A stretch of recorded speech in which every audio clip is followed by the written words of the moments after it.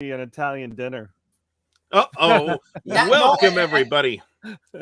We are live. We are a little bit haphazard this evening because of Christmas. So it's Santa's fault. So I'd like to welcome Dan, of course, as usual. How's it going, Dan? It's going. Sorry for last week, guys. And we have our esteemed Charles S. Roberts Award-winning guest panelist, Ryan Heilman. Hi, Ryan. Thanks for joining us. Especially since I just sent you the link like 10 seconds ago. That's great. That's fine. What the hell's up with this? You have some sort of psychedelic mushrooms. Your green screen sucks. This is not news. Yeah. No, I think it's your channel thingy. I can't do it. I can't do it. Hold on. I'm positive it's not. Wait, that's the green screen? That's the green screen. Oh, okay. That's the green screen. It's always super flaky. You're wearing what looks like a green shirt. Oh, maybe that's the thing. There you go. Okay, I just want to ask a simple question. What the hell is Ryan doing here? So that's Ryan, what am I doing here? Was complaining about the case system, for war game rules. I could pull this tweet up, but that'd be very work. Mean. And I thought we were going to talk about Stalingrad. Well, that was last week, but somebody had a bad hair day and didn't make it last week. So Stalingrad has been rescheduled until further notice. Thanks so much again. We can talk about Stalingrad. That's fine too. Well, so the case system is a good point, right? So I'm inclined not to buy into either like extreme of this argument that says we should abandon the case system, as Ryan said, or the case system? What's the case system? The standard case, like the numbered cases that we see as a rules presentation technique. I don't know if that dates from SPI. Whoa. It does. Okay. I did do a little bit of research and got some information. So I went back and looked at the Dunnigan book because I just figured it had to be Dunnigan.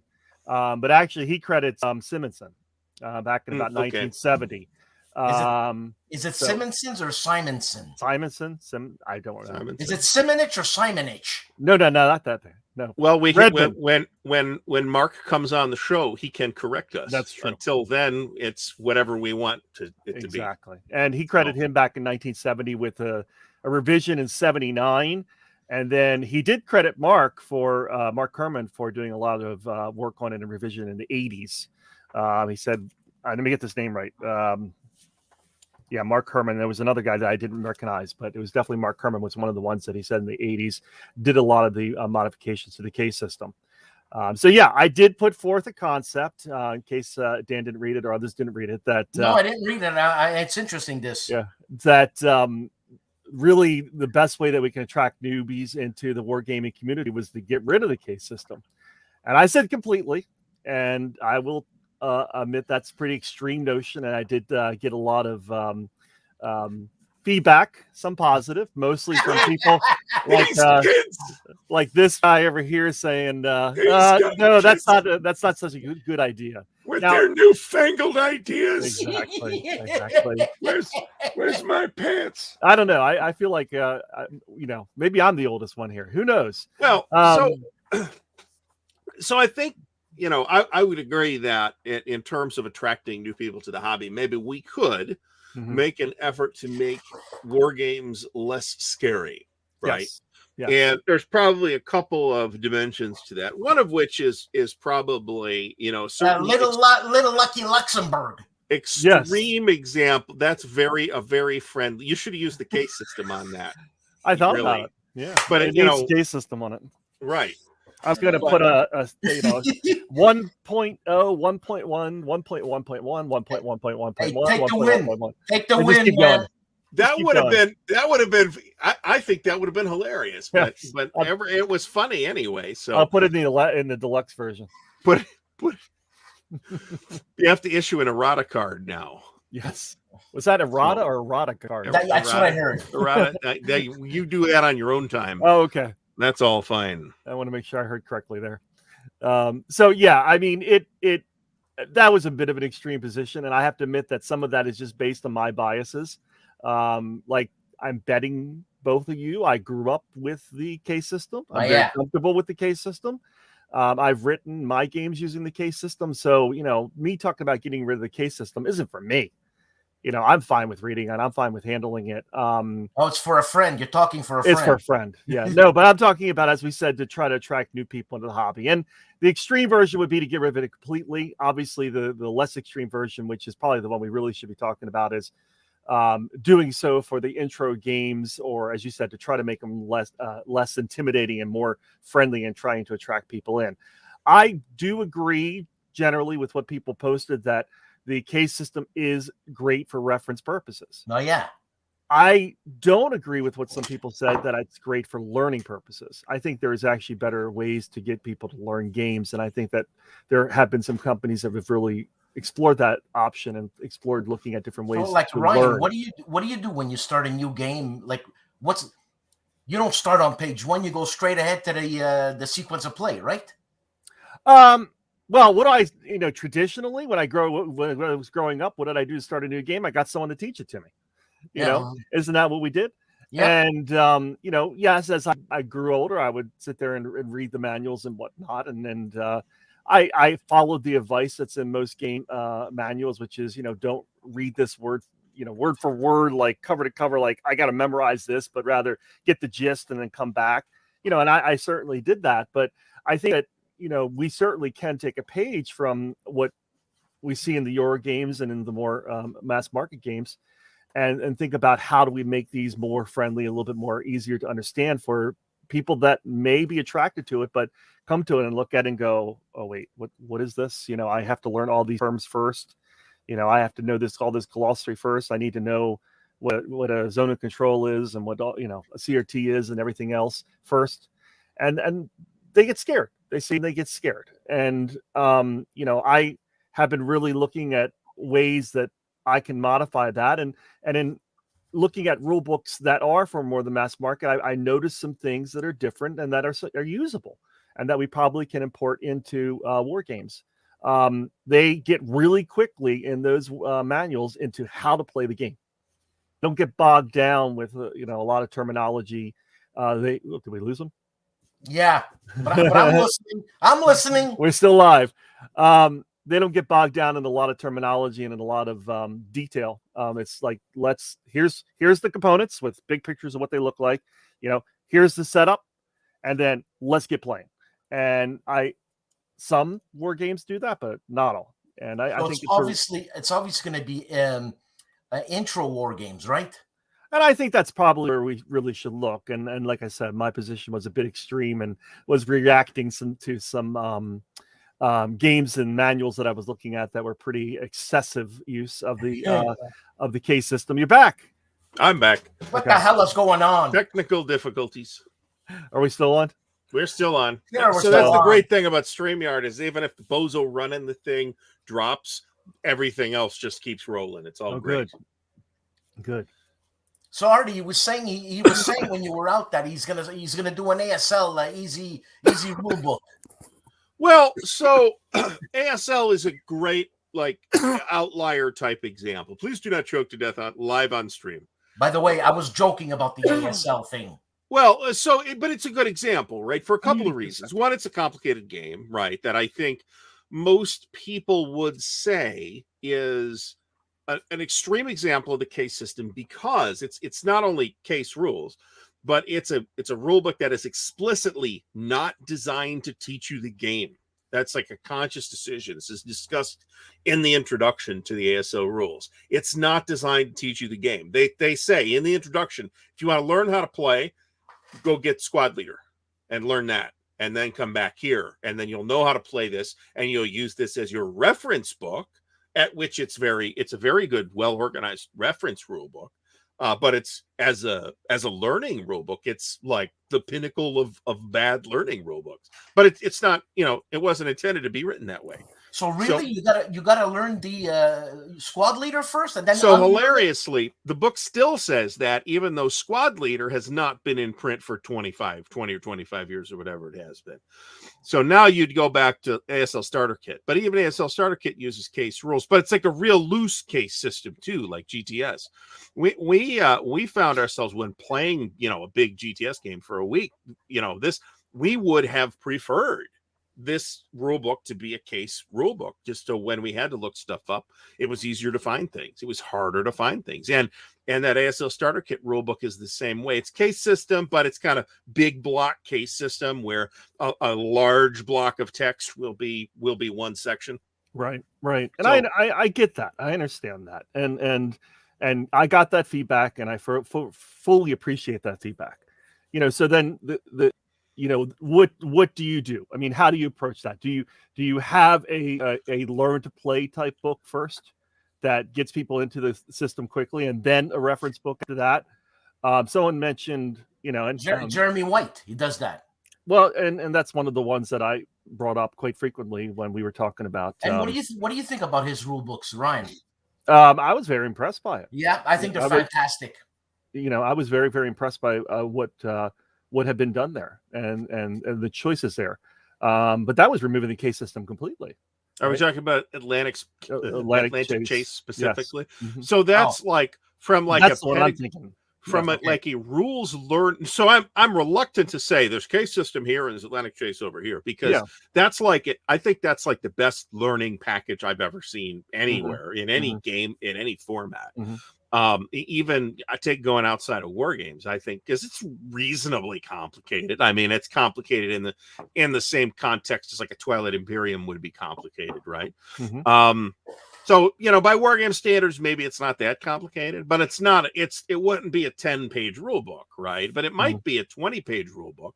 But instead, you have like 90 pages of rule book, one of which is like a whole, this will teach you how to play rule book, specifically written from that angle. So from like a pedagogic standpoint, it's like the best put together package I've ever seen anywhere. You're talking about Atlantic Chase still, right? Atlantic Chase, yeah. Because even his prior games, Enemy Coast Ahead, though it's case, it's like we're used to. He guides you like, this is your finger. You got snots in your nose. You put it in your nose. But it's more explicit in Atlantic Chase, because in the scenarios are structured in the Enemy Coast Ahead games.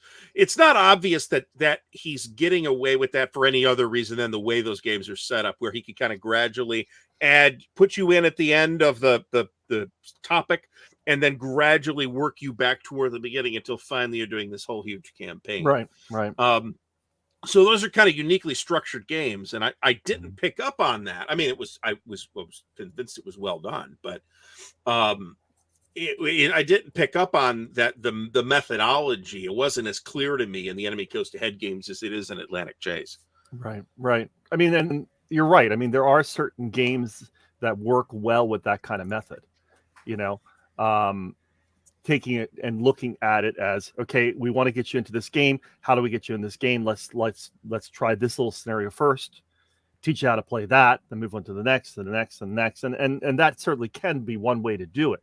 I went back and I looked at, what were the top 5-10 war games, BGGs, just to kind of get a picture as well as to see. And many of them we probably wouldn't even consider to be war games. Just looking at the top 5, they were much more mass market area control type games. Twilight Imperium, you mentioned, Twilight Struggle, Root. I'm going to forget. Probably War of the Ring was in there, I'm sure. There was War of the Ring's on there. Paths of Glory, D-Day at Omaha Beach. Yeah. There was one other that I couldn't remember, but Sekigahara. I'm looking at it. Sekigahara is the 5th one. Right. Really, that's not the same list that I came up with. Interesting. So this is the war game specific list. Okay. So because the ones I looked at were much more mass market ones, and much more, as I said, like area control type games. And the only ones that I saw in the list I was looking at that used the case system was, interestingly enough, Twilight Struggle and Root were the two that I saw. And Root, the way they did it was they had one book was, this is how you play the game, and then there was the Law of Root or something like that, which was the book that showed, which was the reference book, which was in case system, which kind of surprised me. It was in case system, but it was. That's interesting though, man.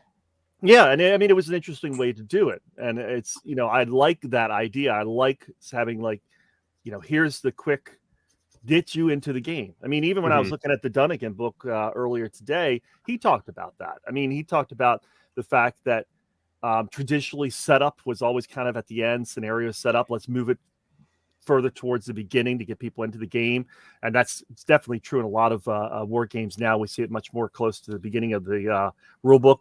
He also talked about having a summary sheet of rules, just like one page, and this is how you play the game, and trying to get people in that way, and not having to know every detail. And I guess that's one of the things about war games is they're forgiving in that regard. I mean, if you mess up a rule, you don't do something correctly, you can just go back and I didn't get that right this time. I'll go back next time. We'll play it right. We'll fix that, et cetera, et cetera. And that's always a nice thing. So, I mean, you don't have to have it perfect. You don't have to know everything. But I just think that there's some ways that we can look at, trying to make it easier, trying to make it more acceptable. And I think even, we mentioned Mark Kerman earlier, even he's doing it. I went and looked at his 2 games, Gettysburg and Waterloo. No case system in those 2 games. I mean, they are obviously intro games. And probably they are, they lend themselves to that. Obviously, this is not, Empire of the Sun or something like that, where you're going to need that a lot of reference.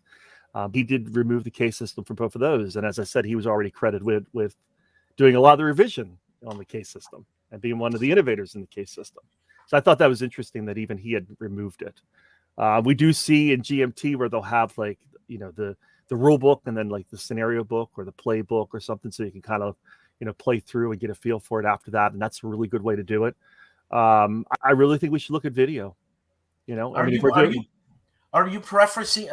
prefacing this because one of your next designs is going to be kind of like that? Well, the next game all of my games have been intro games. I mean, that's what I wanted to create, and that's what I did create. I mean, Avalon Belgium was supposed to be that game that either you were an experienced gamer and you wanted to have just a little fun, beer and pretzels, or you wanted to sit down and play with your kid or your dad or somebody that didn't really know games that well. Get them into the games, and then that was the point of it. White Eagle was this. You played Brave Little Belgium, maybe you have a little bit of experience. This is your second war game. The one that's coming out next year, which tentatively is still called Last One Standing, although we do have a new name for it, but I can't announce it yet until the publisher does all the announcements about it. But anyway, it's coming out in 2022. And David Shaw is a co-designer? Yep, he's the co-designer of that one as well. And that one, again, is somewhere complexity, I would say, closer to Brave Little Belgium than to White Eagle Defiant. And it's really a game to try to, again, just beginner game, get people into the game, get them into the hobby. And the topic wise, it's not an historical war game. It's a science fiction game. It's about a future United States devastated by global warming, in which these giant bugs come burrowing out of the earth and start attacking the humans. Jesus, so, you're pulling a Ty Bomba and Herman Lattman here all together. Yeah, that's. I play these games for escapism, Ryan. You're ruining it. Oh, okay. So, yeah, there is a little bit of a morality there, I have to admit. Just as in the 1950s science fiction movies had that kind of morality with often nuclear war or sometimes anti-communism, that sort of thing. There is a little bit of morality in there as regards global warming. I will admit to that, but it's very light. It's just a fun beer and pretzel type game. Now, that's coming out in 2022. Now, Dave and I have started working on a new game, which is a strategic World War II game, but very much an intro game, very much trying to appeal to people that have never played war games before and to try to attract them in. So I totally perceive with that particular game, writing, as I said, very short rules. I mean, I don't want more than a 4-page rule book for that game. Yeah, but it's not how short your rules are going to be. Is it going to be a case system? No way. I mean, there would be no way for that particular, and no reason for that particular game to be a case system. And so, I mean, what does Dave think about that? He's on board with you? Oh yeah. Dave's on board with me for that. I mean, I think Dave also grew up with war games. He grew up with the case system. It doesn't bother him. He loves reading them and sitting down. If he's reading along and we're getting to 1.1.1.1.1.1, I mean, that's going to turn him off. But it's certainly a light case system is absolutely fine with him. But I remember when we did the rule book for Brave Little Belgium, I had 1.0 and 1.1 and 1.1.1, that sort of thing. Yeah. And I sent it off to Mary and Amabel, And they said, no, we're not doing that. We're not going to have any more than a 1.2. And if you notice, their games never do. And I was going to ask you, what does like, if assuming you're going to have the same publisher, what does Mary think about this new rules thing for Wargame? I have not talked to Mary. I've talked to Amabel briefly about it, and Amabel told me that for games that there are certain games that need it and certain games that don't. She mentioned Grass Crown, the game that came out, which is let me get this right. It's ancient. It's an Ancients game. It's Romance. It's got Zama in it, I believe. And she said, definitely, we needed a case system for that. But there are certain games that don't, that they do produce. Probably the game that will be coming out, if it's with them, I'm not going to say that yet, but if it's the new one coming out, would be with a case system. It's going to be my strategic World War II one that I'm definitely not going to use a case system. It's going to be, here's the components, big shiny pictures, here's the setup, here's the 4 or 5 things you can do every turn. Let's play. And that's really going to be it. And it's funny, eh? It's funny because I was just thinking about that. And here's Stigler nailing it. You're going to have grognards like Stigler who are hard-headed, don't want to change. And he says here, use case. Use case. Yeah, I mean, no. I mean, regardless of where you draw the individual line, I agree with the point that there are games that are simple enough that you're going to, that's how I put it on Twitter, that you're going to internalize those rules very quickly. Like Shorts Tripoli was the one that came up. It was like, yeah, but I could learn how to play Shorts of Tripoli in 10 minutes and not make any mistakes and never have to look at the rule book. So who cares whether the rule book is case system or not? If I'm going to have to refer to the rule book regularly or, even a couple times a game, I want it, the case system is a really good methodology to make things easy to look up. An index is awesome too. Well, Ryan was saying have a flip chart or something with the most common rules or whatever. Yeah, that's a good point. So lots of games include flowcharts now too. Yeah, that's true. So I got like a dozen ASL flowcharts for things like offboard artillery and stuff like that. And there's various other games that include flowcharts now as well. The one-page summary is, a lot of times that is what is on the player aid card, right?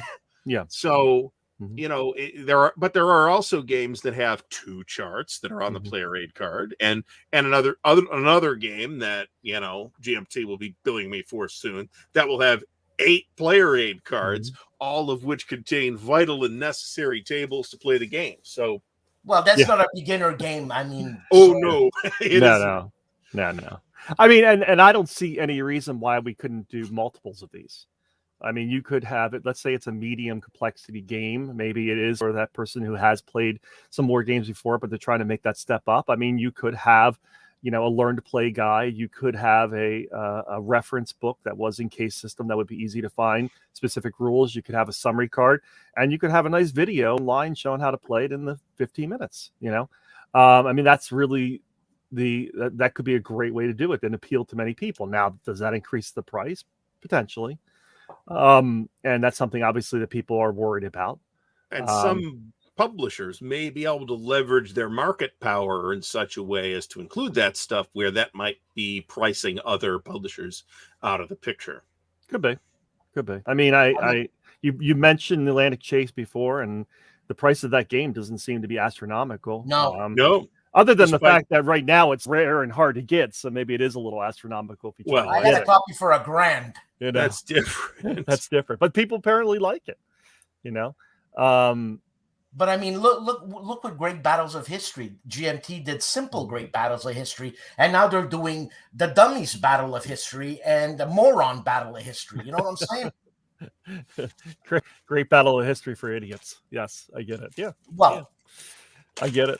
That's what I would need. So I mean, part of me is looking at it from what appeals to me. Case system. Yep. Yeah. Part of it is from looking at what appeals to me, and like I said, I'm personally fine and happy with reading any sort of complexity level and can handle it and do it. but that's because I grew up with it. That was what I was used to. And then part of it is me looking at it as a designer and what is it that I want to make, and what, who am I trying to attract to my particular games, and who do I want to buy my games? And I play both war games, and I play more mass market games, and I play more Euro games, and I play, rail games and car racing games. I play lots of different types of things when I get to my game groups.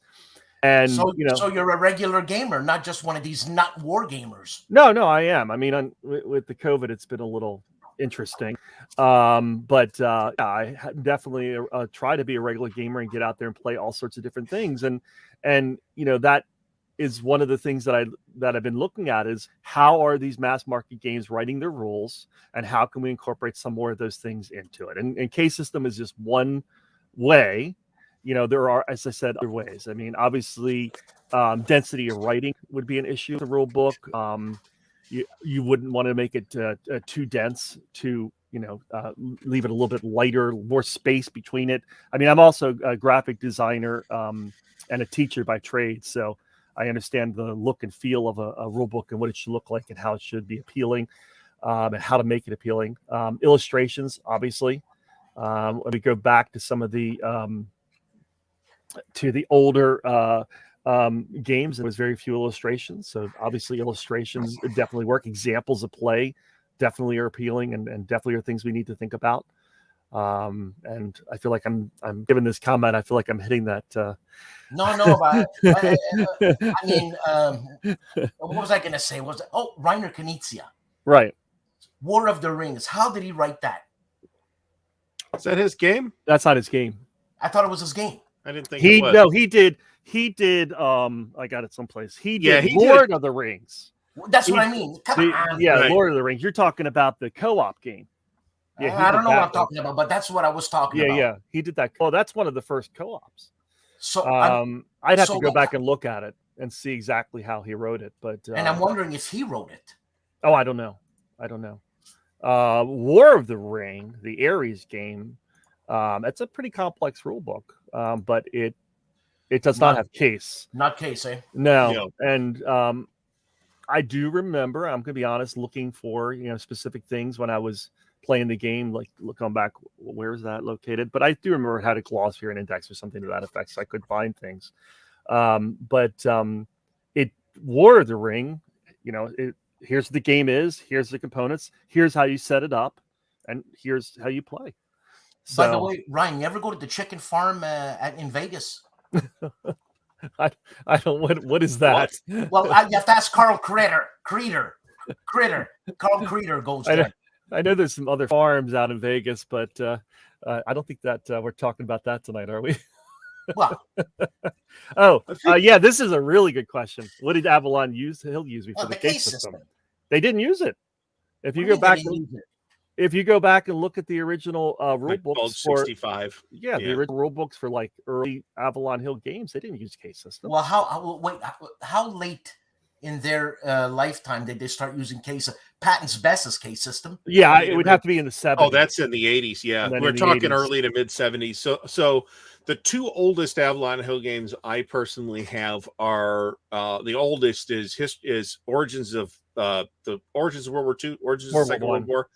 Which is a Dunnigan design, actually does not use the case system, but it's got one of those one sheet rule books like Panzer Blitz, and the other game is Panzer Blitz, which I think Avalon Hill's edition came out in 74, something like that, and it doesn't use the case system either, but it's also got a super short rule book. I mean, if you put that together in a rule book, you're talking like either game is like 8 pages. I think Avalon Hill is a really interesting example because those are the games that we grew up often playing, and they did something really interesting, which is that they often would have the here's how you play the game, and that was kind of like the intro.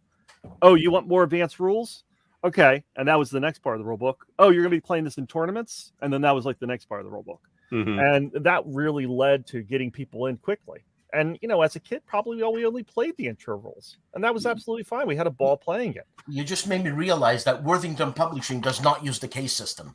Really? Nope, not in any of the Worthington games I've seen, and I don't think they need to. So I think the most complicated or at least longest rulebook Worthington title I've played has probably struggled for Europe, and it's not a very complicated game, and it doesn't need the case system either. We didn't really have to. We looked things up the first game. We would never have to look things up after that. So, there's also sort of like a semi-case system that I've seen used in a number of places where it's just like kind of top level cases. Then you have like these big blocks of text that are like those sections. So you're putting numbers. They're basically just like little mini chapter numbers. ASL Starter Kit's rulebook is like this. The current Great Battles of the American, Great Campaigns of the American Civil War rules books like this, but these old ones are not. These are pretty straight case systems. The one that Avalon Hill did, and GTS is another one where it's technically case system, but not really. Doesn't seem to have it seems to have the disadvantages of both, where it's less useful as a reference rule book. And a couple of those games are fussy enough that you do need to look stuff up from time to time, including ASL Starter Kit, right? I mean, that's not what I would call a super complicated game, although frankly it isn't that simple either. But that's a bit of a fussy rule book, and you gotta dig through it to find stuff. Yeah. So what do you do? How do you find stuff then? I mean, nobody's going to defend the bad case system, you know? Well, I don't know. I mean, I think if you start going into complexities, man. Well, I think that's the point, though. I guess what I would like to ask is there a way to make the case system less excessively dry and textbooky or unfriendly to the casual eye? Yeah, that was one of the things that was brought up in Twitter that I thought was interesting. And they were kind of saying that, case system is like, technical. This is how, you do it. So the first point, like 1.0 is just the general, and then 1.1 is the elaboration, and 1.1.1 is elaboration on that. But it's very just, one or two lines, very quick. And that not having a case system is prosy or chatty. And I'm not sure you need to necessarily have one being one and one being the other. I mean, you can have a case system that does have more chatty or prosy type writing to it, or more eloquent writing to it. I don't think it needs to be, necessarily one or the other. You could have, a non-case system that was very just clipped, just very click little technical writing. This is an interesting part. Program instruction. That's kind of what I was talking about before. That was, that is something I do like. I mean, learning how to play the game as you go along, taking it piece by piece by piece, and this is how you play it, this is how you play it, this is how you play it, this is what you do, what you do. I've heard people say though that those are horrible to reference later on. If you want to try to find something in a program instruction manual, it's just horrible to find anything. So a lot of times then what you're looking at is one manual that's a program instruction type thing, and then the other manual, which is your reference one. And that's an interesting way to do it as well. Can we have both? Yeah, I think 74, not case system. Yeah, how old is that, man? 74. Oh, I don't think Dune is either. And I forget the year. No, I don't think that one is either. I don't think so. But that was designed out of house at Avalon Hill too. So you could say that might be why in that case. And it's also not a terribly complicated game. A lot of the complexity of the campaign emerges through play. It's quite complicated, but. Right. I don't know exactly when Avalon Hill adopted it. I mean, it obviously, if SPI started around 70, it had to be sometime later than that. But I don't know the exact time, and I'm sure there was some exceptions.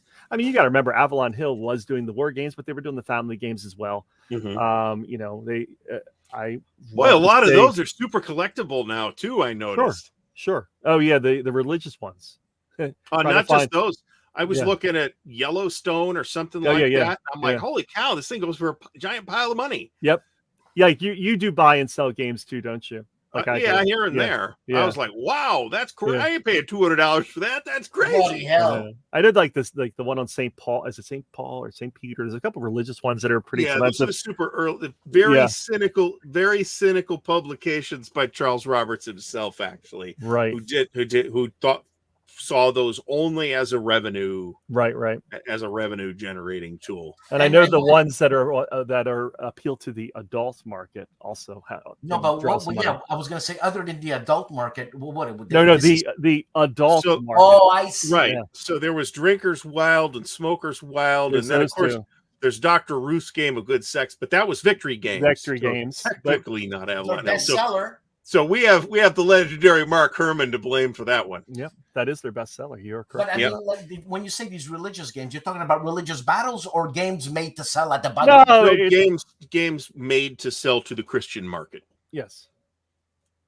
Of which Avalon Hill did several. Yeah, this isn't like doing crusades or something. It's not that. It's not that sort of religion. It's like tracing the steps of St. Peter or something like that. And something like that. Yeah, he ended up in the Vatican. Yeah. There was another one. I refuse to accept those rules unless they're written in Latin. Well, there we go. I have I'm a teacher by trade. I think I mentioned that. And my original specialty was history, social studies, obviously. And then I moved into technology. So I teach video production and graphic design and computers and the basics of technology. But I also have a certification in Latin. So I guess we could go that route if you want. Because it's very useful if you're lost in the Vatican and need to find the bathroom. That's true. Hey, where is the bathroom at the Vatican? Ubi lavatorium est. You go into the Sistine Chapel and to the right. I don't know. Dangerous zone here. I don't know. Yeah, GNT did the programmed learning there.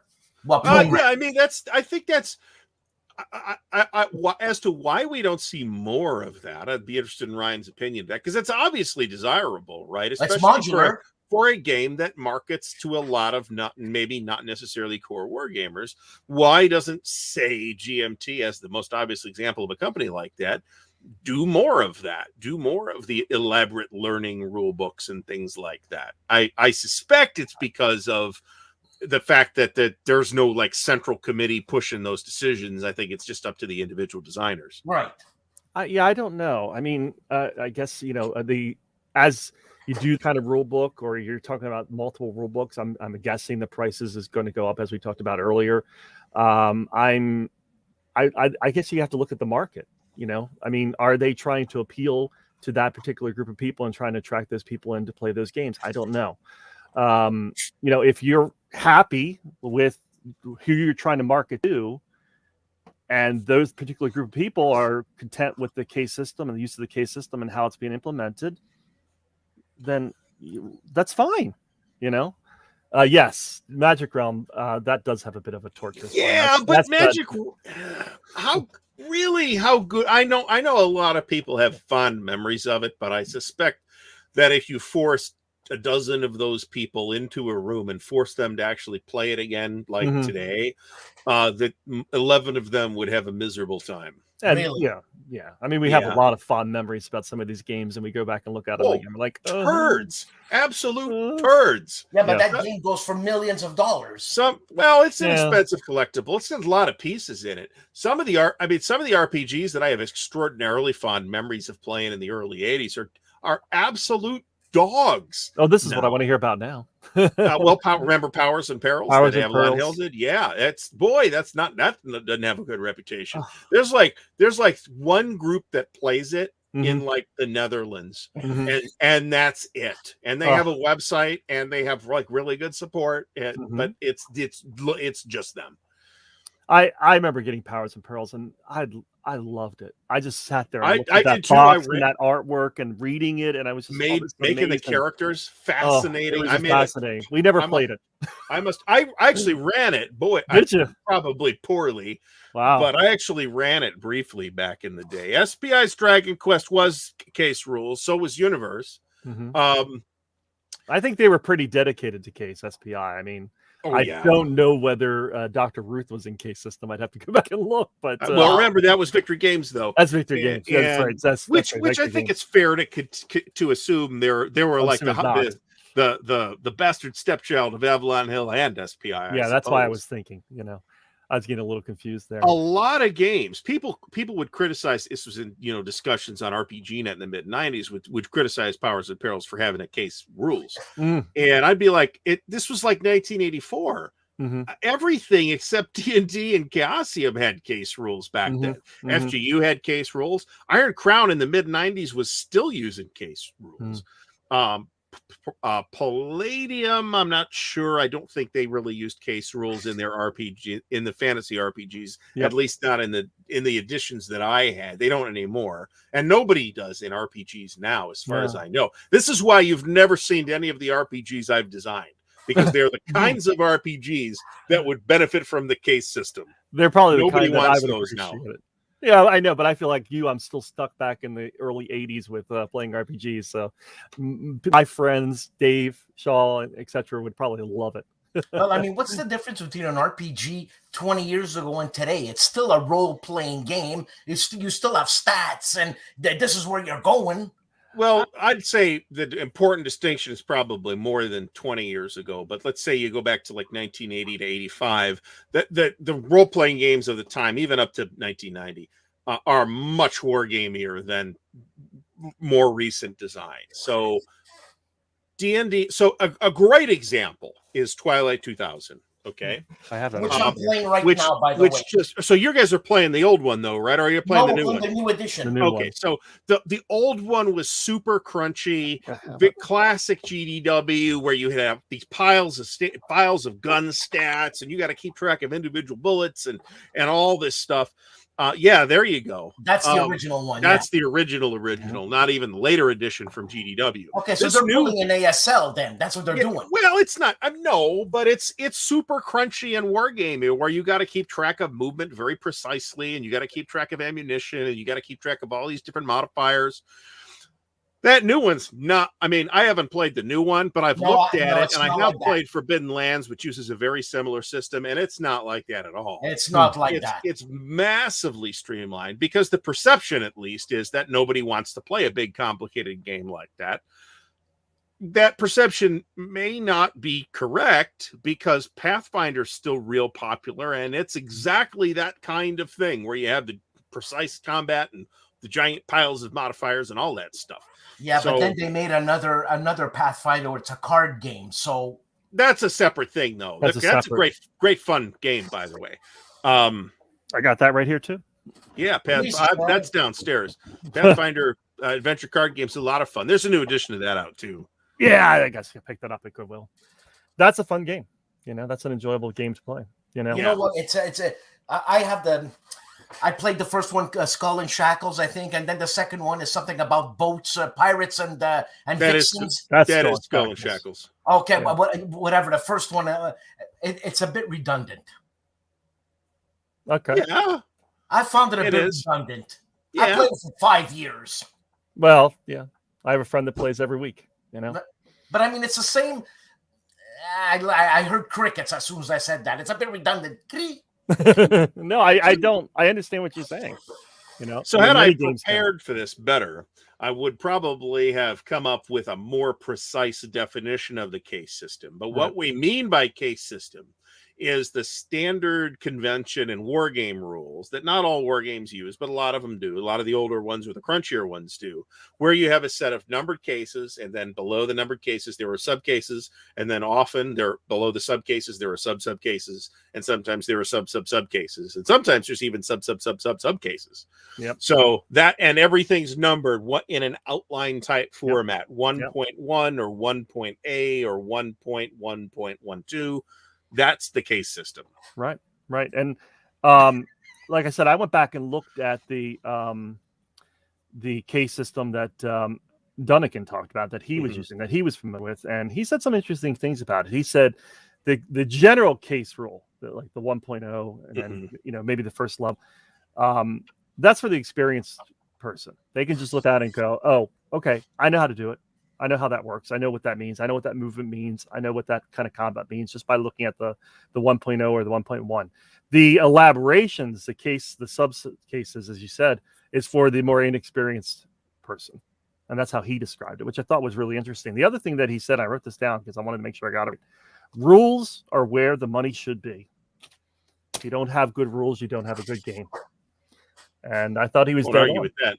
No, and I think unfortunately, sometimes, and it's not just in war games, it's in all games. Sometimes rules get short shrifted.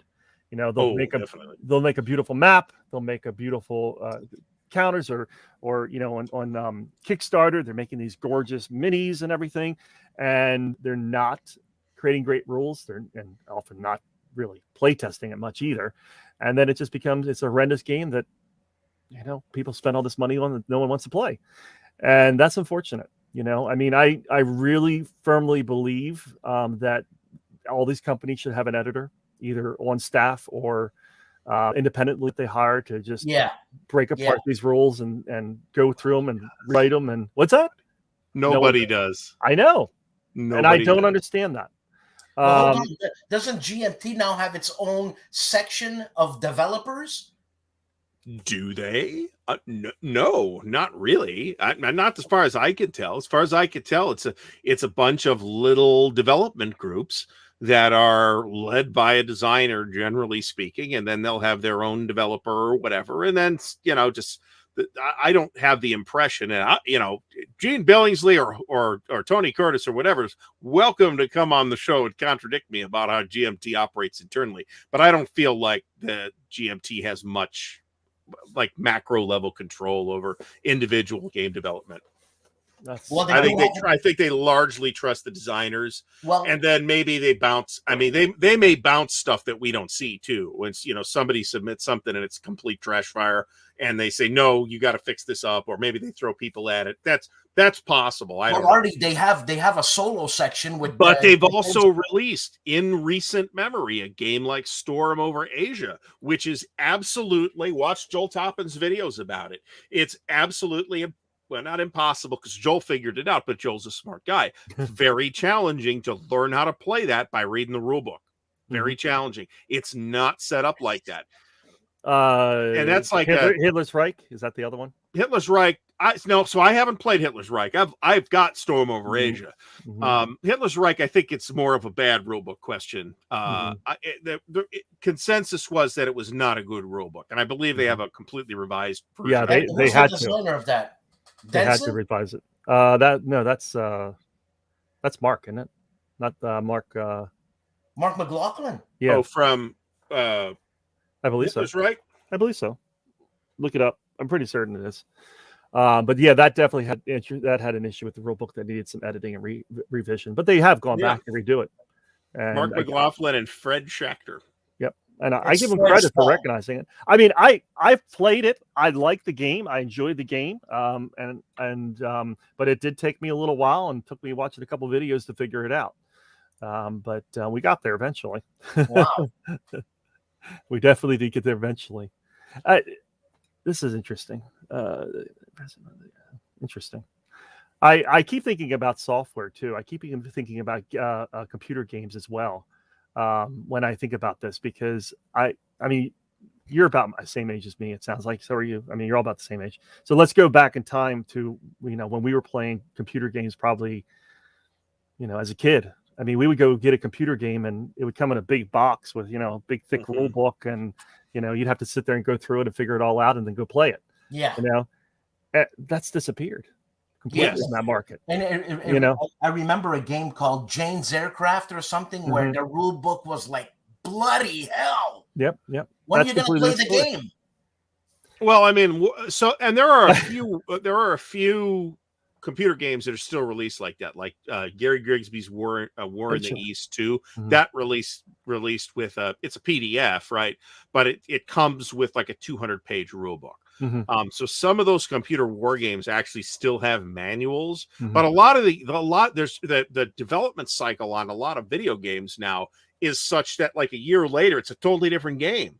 So you might as well throw the rule book that came in the box away if you even get a box now. I haven't bought a physical copy of a video game in 10 years. More than the last physical video game where I went and bought a box was 2011. Because it was Skyrim.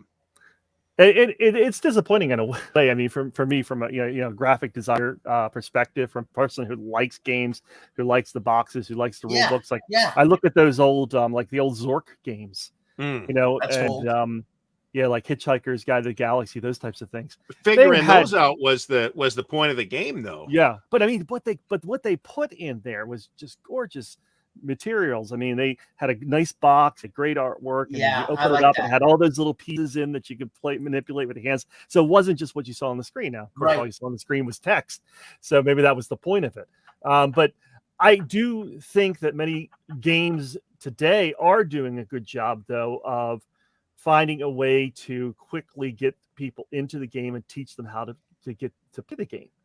And are we talking just war games now, Ryan? No, I mean all games, but I'll pick a game offhand that is somewhat war game related. It was categorized as a war game, and that's Root.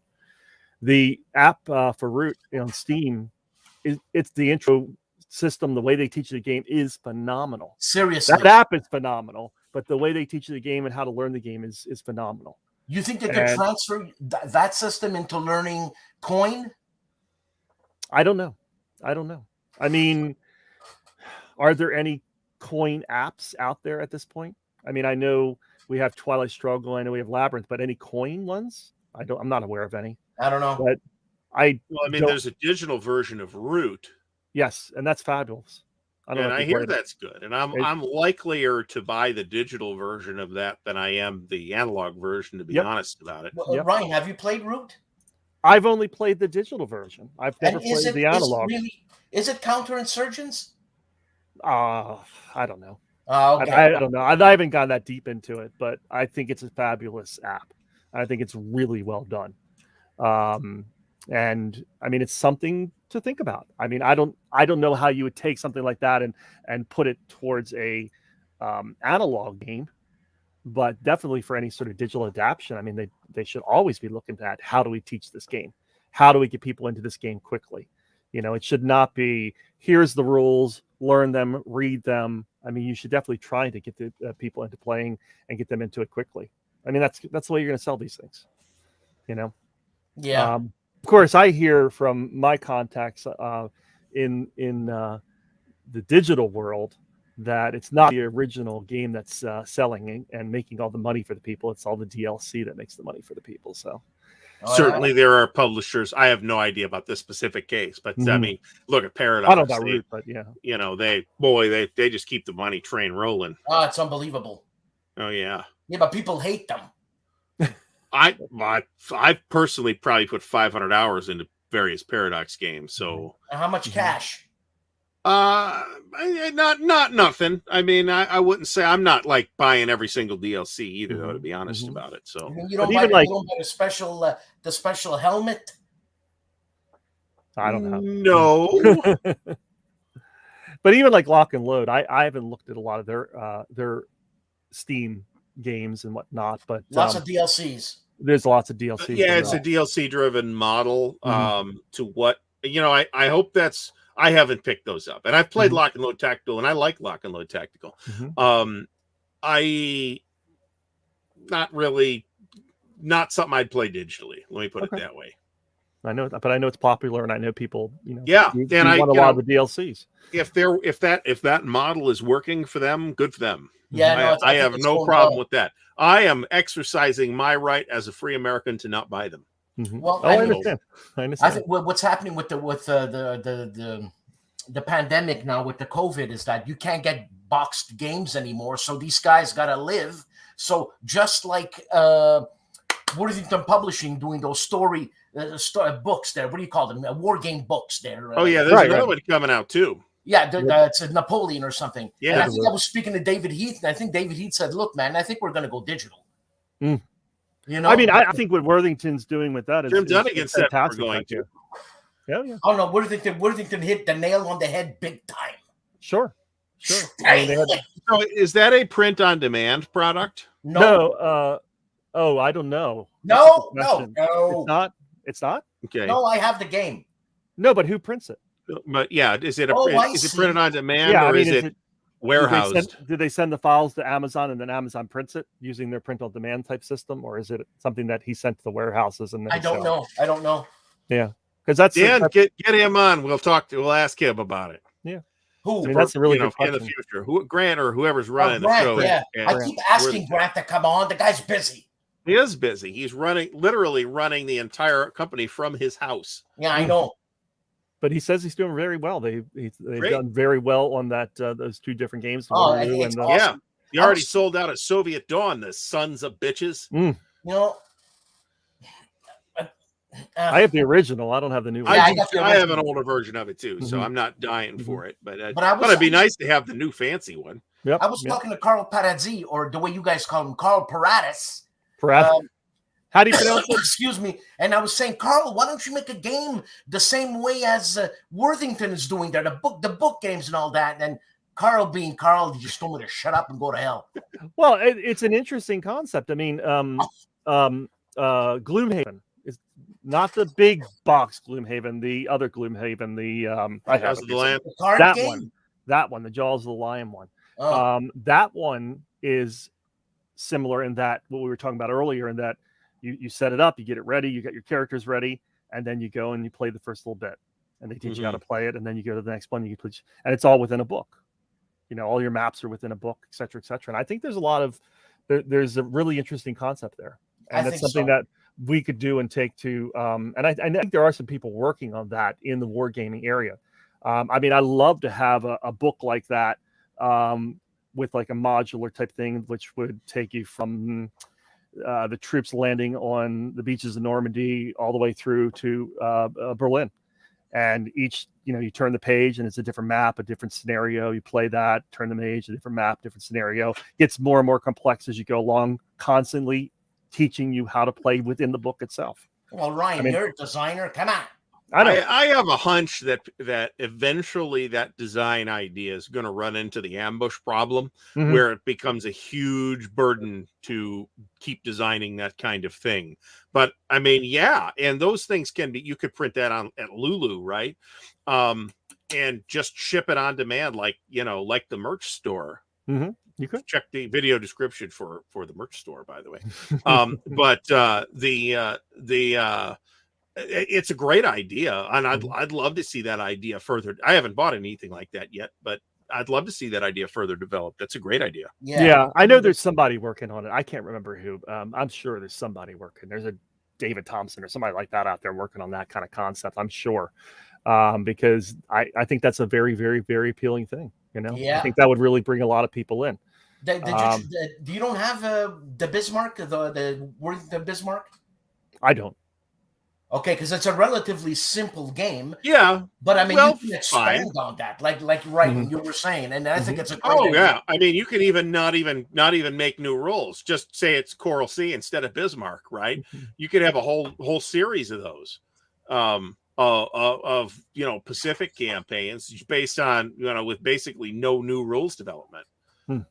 I would put an element of RPG in it, man. Having stats as a player.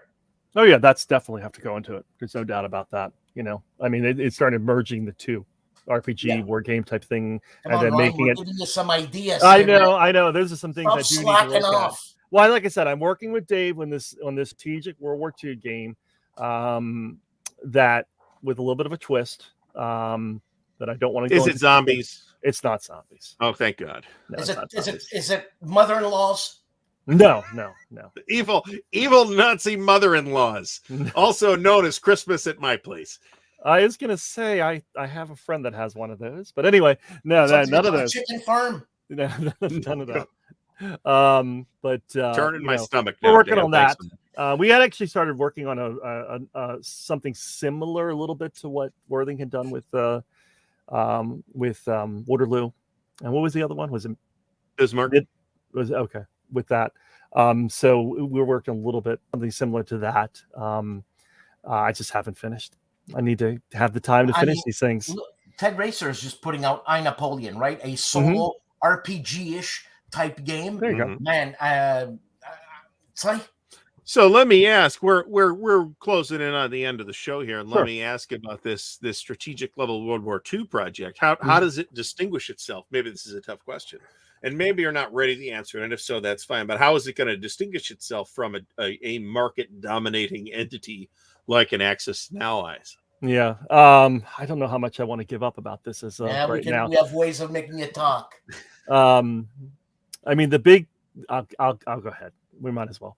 The big difference is between it and Axis and Allies is my game is probably a little closer to Pandemic than Axis and Allies. I'll say that. That's intriguing. Yeah, let me just go there. I'm not going to say much more than that. That's intriguing. Yep. Well, you see, if I was in your shoes, I would have said, well, unlike Axis and Allies, our game does not suck. So, I like the anniversary edition. I know that lots of I haven't played Axis and Allies since the 80s, right? Yeah. So it could be a completely different game now. Yeah, but he's sucking all the way to the bank. Well, okay, that's fine. Yeah, or Hasbro is. I mean, I doubt what's his name that originally designed Axis and Allies is Larry Harris. He started his own company. Hey, maybe he's got War Room. And War Room appears to have done fairly well too. Yeah, second printing. Second printing that sold out pretty fast. So, well, it was only $300. It was one of those ones, as we talked about earlier, that needed some revisions. Oh yeah, that's my understanding. And they had to do some changes. And I've talked to some friends that have played it since, and they're still not quite happy. So, we'll see. But yeah, that's it's not going to be a build up these troops and you have your aircraft carriers here and your destroyers here and you have your planes here and your men here, and it's not going to be that. Is there paper money in it? No paper money. Like Monopoly? I hate paper money. No paper money. There will be some cubes, I will tell you that. The best money I've ever seen was in the old, speaking of Axis and Allies, was in the old Conquest of the Empire, where you had the sesterce, the cardboard sesterces coins in the different denominations. That was awesome. Yeah, I have that one too. That's a great one. So I guess we're expecting the rule book not to be cased, right? Oh, no. It's going to be lots of pictures, components, heat setup. Let's play the game. I mean, I want this to be something that you can read through quickly and it's going to be appealing to the more traditional war gamer as well as appealing to someone whose favorite game is Wingspan. And can I ask you who the publisher is going to be? Oh, I don't even have a publisher for that one yet. Okay. I mean, I'm still designing the maps. I mean, Dave and I met last week just to figure out what locations to put onto the map. But it is Europe. You will be able to play as Soviets and Americans and British, etc., and Italians. Maybe not. They're a non-player factor. Maybe not. Maybe not even play as the Germans. And we definitely are looking at doing this one and then moving on to a Pacific version. And this kind of concept could go to other worlds as well. You're already thinking expansion, but you don't got the first one down. Of course. Look, you're freaking me out here. Oh, there's nothing wrong with forward-thinking design. Yeah, but forward-thinking, get something down. You're planning. We are. I worked on it today. Off. I worked on it today. I worked on the map today. Dave and I sat down. Like I said, came up with all the locations we're going to place into it. Like I said, it's there's definitely some state of siege characteristics to it. There's definitely a little bit of, not really role playing, but taking on a character type. You have to play a particular character, historical character type thing. Look, Ryan, there's no excuse. It's COVID. You don't have school. You're getting paid. You got no work. I do. Oh my gosh, I am working harder than ever as a teacher. Don't ever tell anybody that. I work crazy hard. I know. I know some teachers, man. It's nuts, man. I mean, we got a half day tomorrow, and then I'm done for our break. And I should say, people say, "Oh, you get that long break, you get that long summer break." Yes, we don't get paid. We don't get paid for that. I got to go do other things like edit manuals and format manuals and work on some prototype stuff to get paid. So, well, you can always take a vacation to the chicken farm. What's the name of this chicken farm? Oh, we're back to the chicken farm. Well, that's it we're out of time. Thank you everyone for stopping by. Thank you, Dan, for your contributions. Thanks especially to Ryan for keeping us actually stunningly on topic this week. Unbelievable. Please be respectful in the chat. I had to mute somebody tonight. So what do you say? What do you say? Please be respectful. We'll talk about it after the show. So please be respectful. This is it's a friendly show intended for everybody. So once again, thanks everybody. Everybody have a great night. We'll see you all next week on Dan's channel. Right, Dan? Yeah. Okay, next week on Dan's channel, Wednesday, 6:30 p.m. Eastern Standard Time. Take care.